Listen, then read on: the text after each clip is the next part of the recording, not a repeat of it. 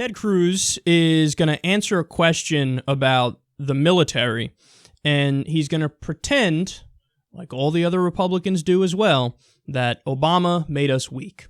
So I want to ask you, as a commander-in-chief, if you take on that mantle of leadership, what would you do to ensure that the service members and their families, their sacrifices during the time of war are not wasted, as we've seen in the past? Well, Bobby, let me say, first of all, thank you for your service and sacrifice. Thank you for defending this nation.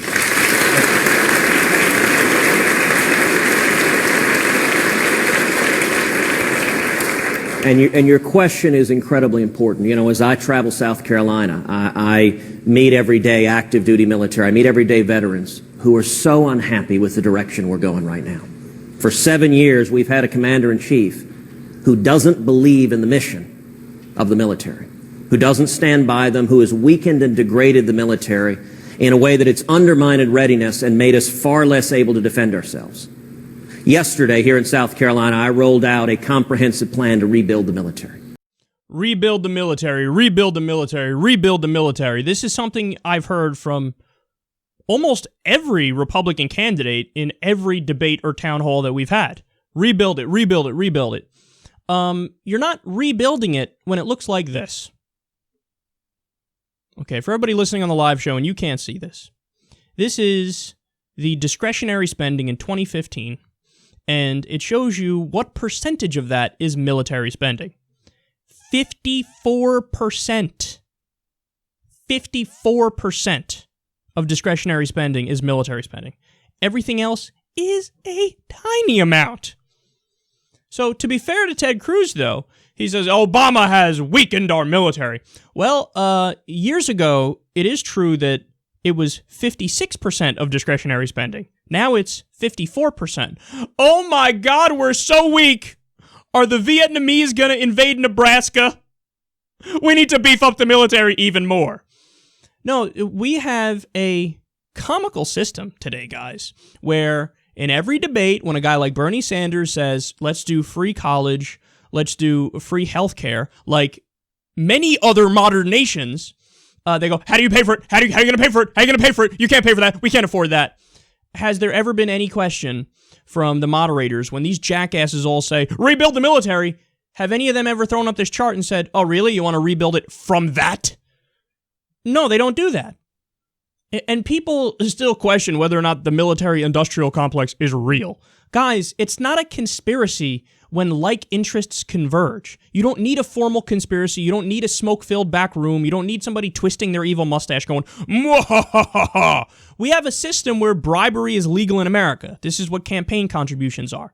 So when you have defense, so-called defense contractors, they're really offense contractors, pay money to politicians, and the politicians get in office, guess what? I scratch your back, you scratch mine. They turn around and give them billions of dollars in contracts to build more tanks and build more weapons, and then we get more involved overseas and do more interventions. And war is a business, which is why 54% of discretionary spending is military spending.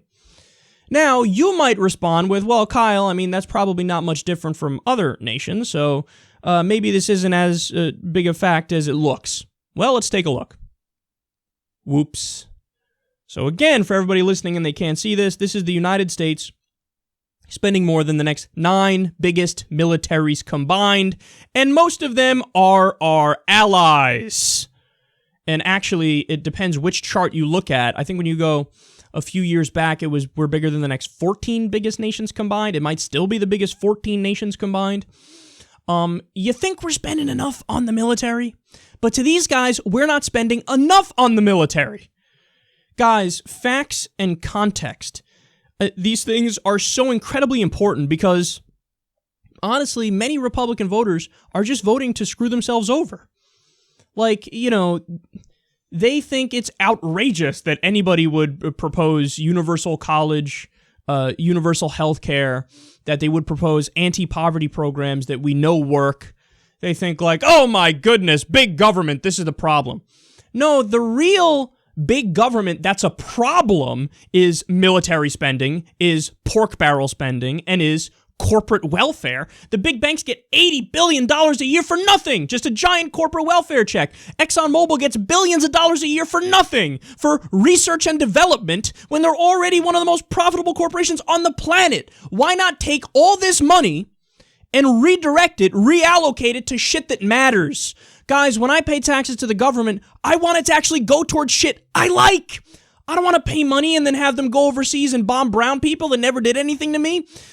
Look, I get it. Are there some bad people in the world? Of course there are. ISIS, they're horrible people. But when you look at the fact that our drone strikes, 90% of the time they get the wrong people, and this is the fucking way that we're spending our money? No, this is unbelievably grotesque. We're functioning like any empire has ever.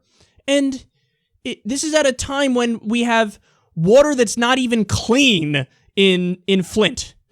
I mean, we've been covering that story too. I mean, it's incredible that because the governor wanted to save a little bit of money, yeah, take the water from the Flint River. Oh my goodness, it's overwhelmingly poisoned with lead to the point where it can be officially classified as toxic waste.